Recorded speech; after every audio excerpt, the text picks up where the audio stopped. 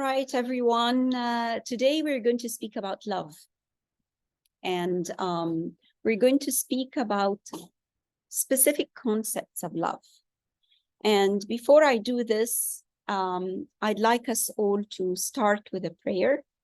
So, with water. Now, I spoke about water before and the significance of water. Why water? When you're holding water and you're speaking, the water is actually resonating with the sound and with the feelings and with the emotions. And it is the most intelligent body mass on the planet.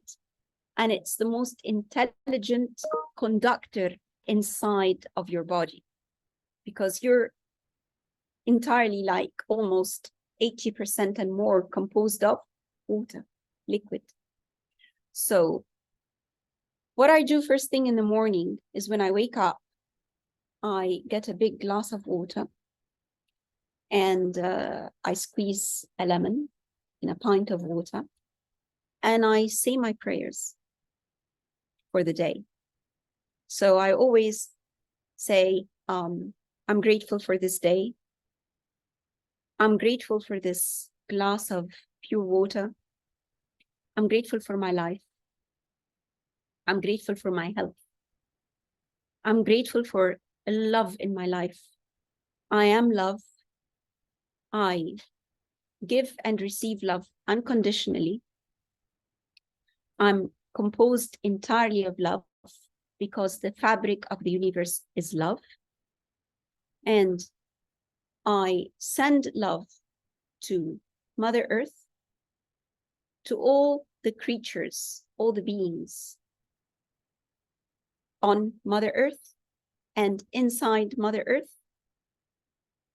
I engulf them with love. I engulf them with bliss. I engulf them with joy unconditionally.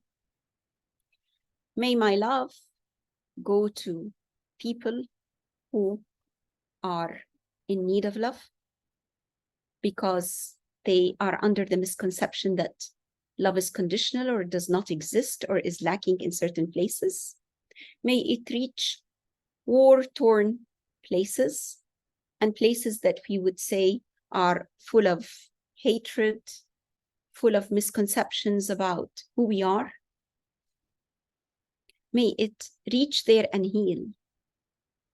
And I'm placing it in the water because this water is the same water that has been consumed by our ancestors. Water is the same. They drank it and then it evaporated and it came down again as rain, filled our rivers, and we're drinking it again. So if anything has been sustainable on this planet and is an excellent example of sustainability, it's water. The importance of water is that it has got the codes of human memory and the memory of the planet. So by drinking this water and praying to it, I am praying to all my ancestors. I'm praying to each and every person or entity or entities who have graced planet Earth and needed this water to survive. I am praying to the source of life in this water, because without water, there will be no life. And when I pray to the water, I don't only pray to humans. Plants need water. Animals need water. Anything that has got life needs water. Life is water, and water is life. So every morning, I salute my existence and the existence of all beings since the beginning of life on Earth to my present moment and into infinity. For as long as this water remains on the planet, it will have these codes. And I pray that this water would give me the best DNA that would help me to heal myself, become the best version of myself, heal others, fulfill my mission with joy. In gratitude, I drink this water.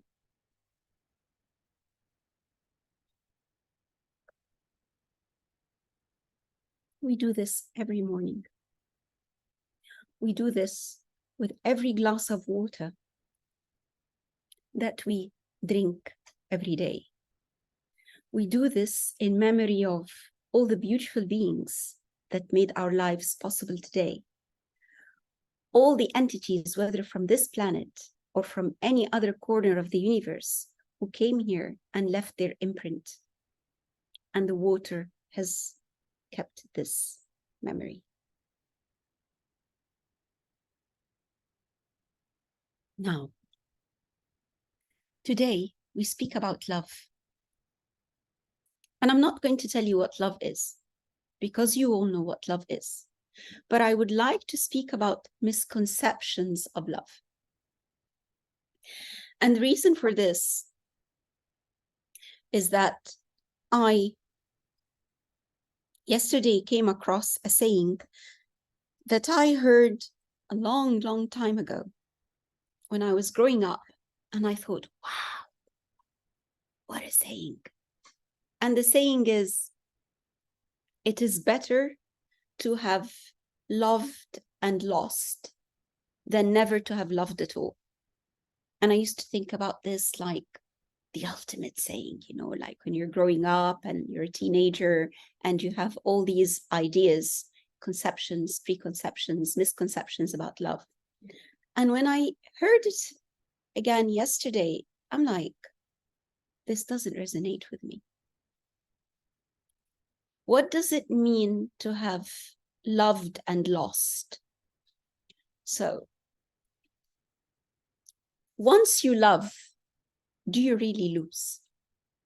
What is love in this context? And I'd like to say that when we open our hearts and we say, I'm in love with this person, or I'm truly in love, we usually attribute this love to the fact that the person we met induced this love in us. The person we're with opened something in us and made us have these feelings. The misconception is this, is that we kind of like isolate this feeling of love and entirely put it with one person and say, without this person, I wouldn't have felt. In fact, it is without you, without your ability to feel this, without you having these emotions inside of yourself, you would never have reached this. So I want you to see love in terms of you're the initiator. You have got this in your heart. When the heart chakra is balanced, we open up to everything. Is love connected to a person? Some people say money makes me happy and makes me feel in love with myself. So they attribute it to a thing. In fact, I would like us to reconsider what love is through it's better to have loved and lost than never to have loved at all. And realize that this is a great misconception. We have been dreamed of with love, in the sense that this universe dreamt of knowing itself and dreamt of love, and it is still dreaming. And this is how we came into being. So we are the products of pure love in existence. Meaning, when I meet a person and for the first time, I fall in love, even that word fall, you see, they have associated love with a lot of terminology that is not very nice. But let's say when I fly with love. When I discover feelings, explode with beautiful emotions that I never knew I had, this is the experience of knowing the self. So what this person did became a catalyst for you to discover yourself. So when we say we're in love, it means I was able to open my heart and I was able to access specific feelings and emotions and experience them. When we, quote unquote, fall out of love, we say, oh, we've lost that magic. That's not true. You met that person to realize that you're capable of these feelings, that you are these feelings, that these feelings are yours, not his or hers. You're the person that has these feelings and was able to bring them out through a catalyst. You only need to see the outside world as a mirror, where you're mirroring your feelings and emotions and love. And if you are able to consciously live with this concept all the time, you will realize that love is everywhere. There is love for the parents, love for the neighbors, love for friends, love for life, love for a perfume, for your car, for a flower. We cannot attribute love to one person. It would mean we've imprisoned ourselves in a specific meaning of love. Now, some people say it was not true love. He or she was with me for my money, for my beauty. And when my beauty is gone and I became older, they're gone. It's not that. It's not that at all. If they were not genuine, you are.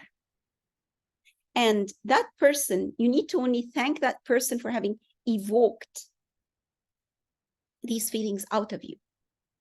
And once these feelings have come out, they don't disappear. You just don't know how to sustain them. If you knew that you're the one who initiated this, you're the one who was capable of bringing these emotions out, you're the one who's able to feel this, not the other, then it means you're the one who's got this power and magic. Every moment is magical if we just realize that it's not conditioned.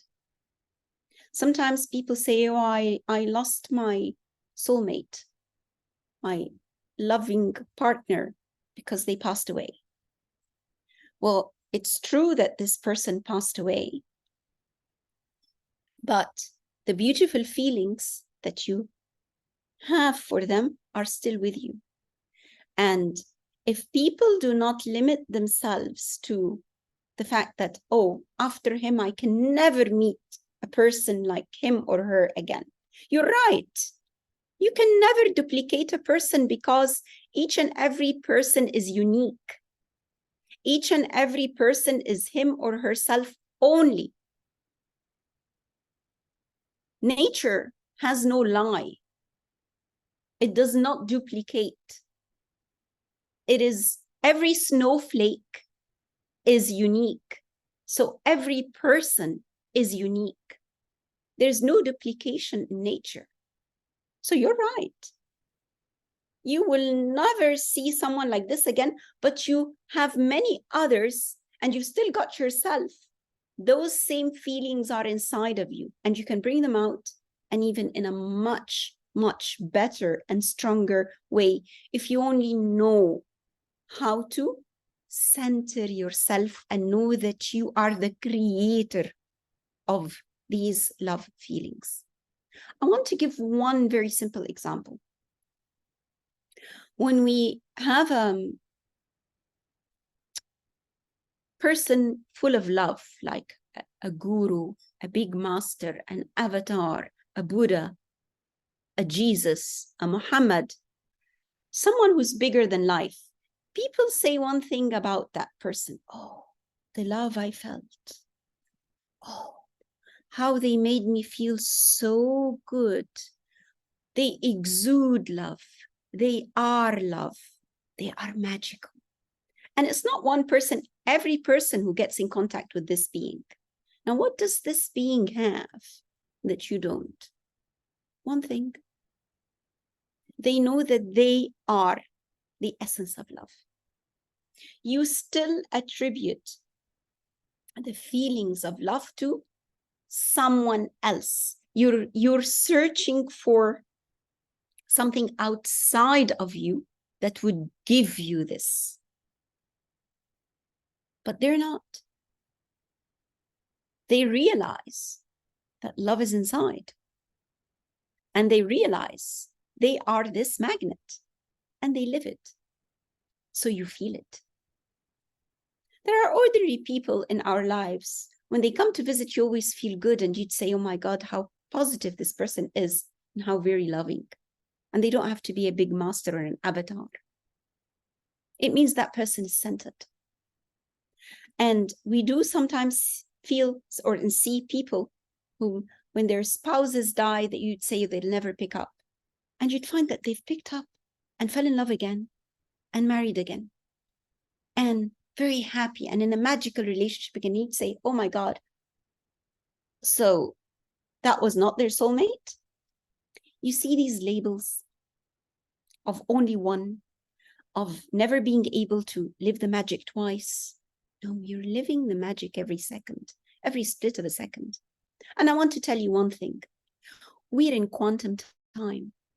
There has never been a time like this on planet Earth as we are living in today. This is quantum. Quantum why? They did say that 2012 or whatever the year is, according to the Mayan calendars and the elders, and the time is over. Time is over as we know it. So it means we're in quantum time. We're in the no time. It means we're in the magic of creation. For the first time, planet Earth is exuding with awakened beings who are realizing who they are. And I'd like you every morning, whenever you wake up, the first thing you do is bring this elixir of love that created life. Pour your prayers here and remember how I made my prayers were present tense. I didn't say I want to be. I'm going to live a good day. I'm going to have. I said I am grateful for. Present. I believe in you. And I know that you believe in yourselves and that you believe in love. Because without love, all this will not exist. Without love, there won't be this conversation. Without love, we will not be here today. And without the love of the ancestors that is encoded in the water that we drink, they dreamt us. We would not become today. So every single morning, when you're taking a glass of water, I want you to remember that you are drinking the same water that gave life to your ancestors. It's giving life to you and to the future. So you're drinking quantum time, past, present, and future.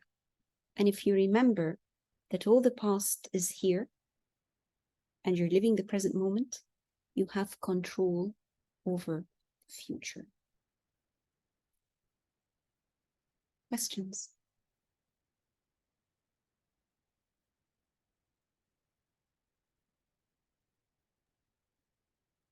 No questions today? Thank you. That was beautiful. You're welcome. All right. That was really beautiful, Omnia. Thank you. Thank you. Thank you, Dr. Omnia. That's lovely.